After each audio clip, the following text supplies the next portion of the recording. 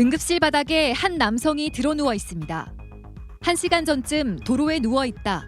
행인의 신고로 병원으로 이송된 남성. 의료진의 욕설을 하거나 출동한 경찰에 삿대질하며 소리치는 등 난동을 부렸습니다.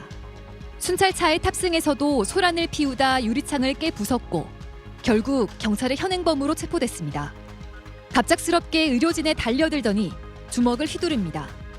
만취 상태로 응급실에서 난동을 부리고 폭행을 저지른 이 또 다른 남성은 지난달 말 구속 송치됐습니다. 종합병원 응급실에선 술에 취한 이들이 이송돼 소란을 피우는 일이 반복되고 있습니다. 의료진들은 긴급한 환자를 돌보는데 어려움을 겪고 있습니다. 환자분이 저희에게 폭언이나 폭행을 하더라도 저희 쪽에서는 환자에게 어떠한 행위를 할 수 없다는 게 좀 힘든 상황인 것 같습니다. 응급실 내 단순 주치소라는 솜방망이 처벌에 그친다는 점도 문제입니다.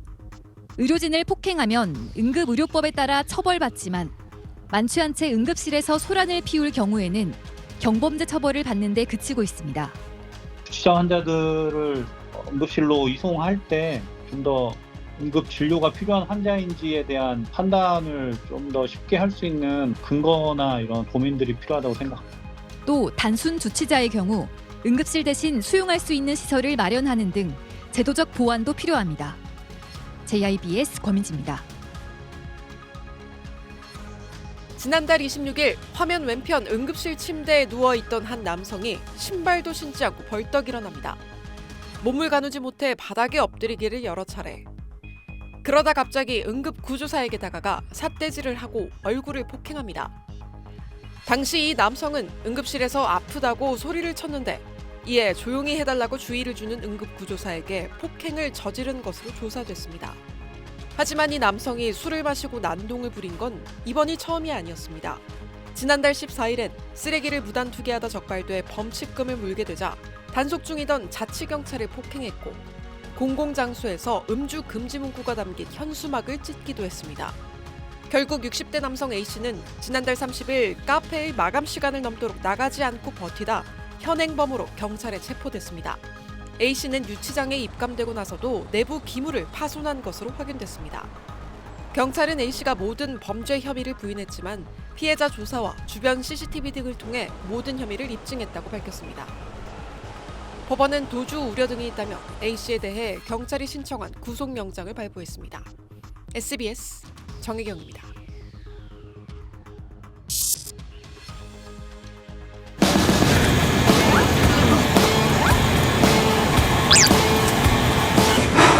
그죠? 바로 누워서 그냥 오줌 싸고 정신이 살짝 있는 상태인데도 그 자리에서 그냥 배변을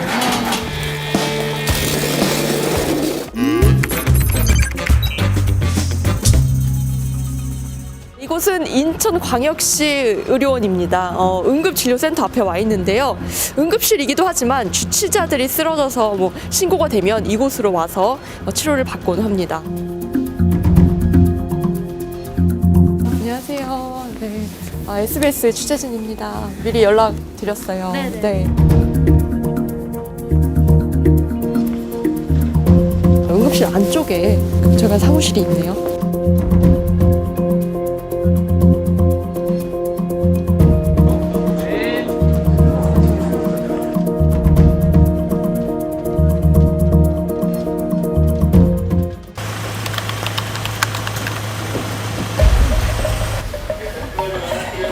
네, 선생님입니다.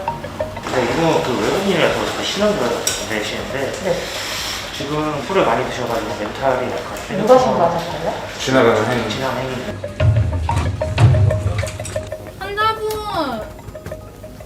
환자분, 눈 좀 떠볼까요? 멘탈은 게임 정도 외국인이라서 신원을 못.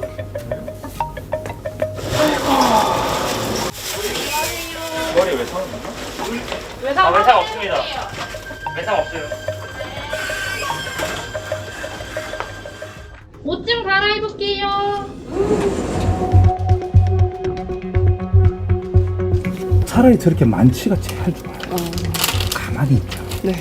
제 경험상 들면 남자들이 반쯤 취해서 오는 게 제일 힘들어요. 왜 그럴까요? 이 시근인데 협력이 안 되지. 진료도 안 되고 뭐. 대부분 99%는 뭐 욕도 하고 여자분들 강사분들 계시면 성희롱도 하고 진짜 바로 누워서 그냥 오줌 싸고 해요. 심지어는 뭐 일어서서 막 앉아서 오줌 싸고 뭐.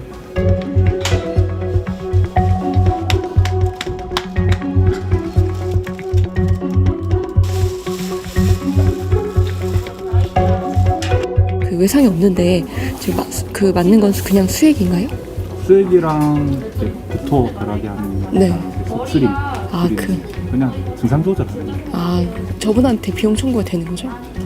충분히 밝혀주고 네. 뭐 저희가 돈을 내라고 했는데 기꺼이 내면 돈을 내는 거고 못 내겠다 하면 그런 거고. 아, 그래요. 저는 이제 포기했어요. 뭐 세금으로 다 떼우겠죠 뭐. 아까운 내 세금.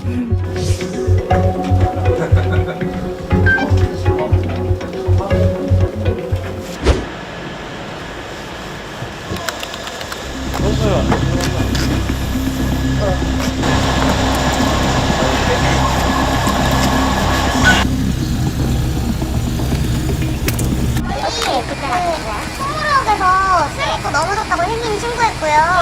완전 부담 중이고요. 어쩌다가 저리 친구가 오게 됐는지. 동아리에서 다 같이 회식하다가 저 친구는 이제 1학년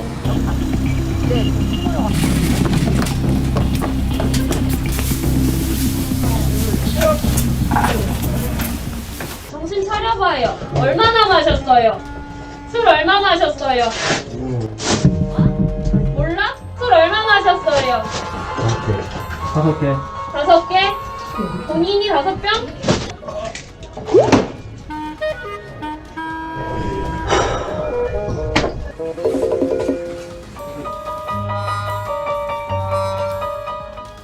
그래도 얌전한 거예요. 막 난리지기 막 옆에서 4명이 잡아도 안 될 때가 있거든요. 정신이 살짝 있는 상태인데도 그 자리에서 그냥 배변을 보시는 분들. 진료가 아직 다 진행 중인데도 자기 뜻대로 화장실 가고 싶다고 그러고 막 집에 간다고 그러고 지금 협조 자체가 안 되니까요. 그게 되게 힘드네요. 할아버지 협조 좀 해주세요. 얼마나 마셨어요, 어르신? 얼마 드셨어요? 뭐야, 종합적으로 마셨다고? 이런데 안 아파요? 이제 본인이 말을 한다고는 생각하는데 저희는 다 알아들을 수 없는 말이니까 뭐를 호소하시는지 잘 모르고 그러니까 환자분이 단순히 주치 상태라고만 말하면은 이제 다른 것들이 평가를 아예 배제할 수 있는데 그게 배제가 안 되는 상황이니까 다 피검사를 나가고 영상 검사를 진행하고 하는 겁니다. 중증구역에서 좀 환자분이 들어오셨는데 저희 쪽에서 막 욕도 하시고 제대로 제어가 안 되고 그때 폭력을 쓰려고도 하고 그런 경우도 있고 쓸 거면 진짜 멀쩡하게 가시는 거예요. 그래서 그래도 잘 가시니까 다행이다 그런 생각을 해요. 일선 지구대 파출소에서 먼저 현장을 출동을 해요. 너무 많이 취한 경우에는 일단 119하고 공조를 합니다. 보호자가 확인이 되면 보호자한테 연계를 하는데 그러지 않은 경우 보통 119를 이용해서 오는 경우가 대부분.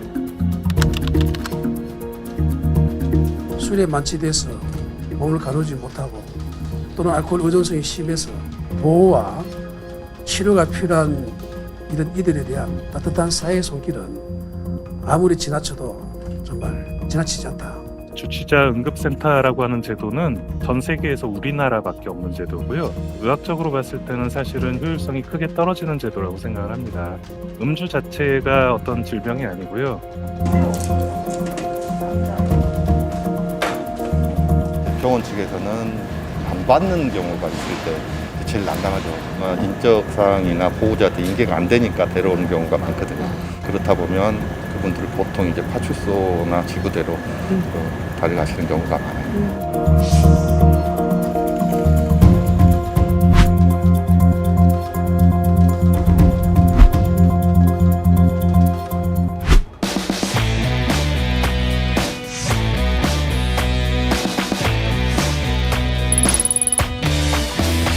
인력도 그렇고 시간도 그렇고 돈도 그렇고 너무 아까워.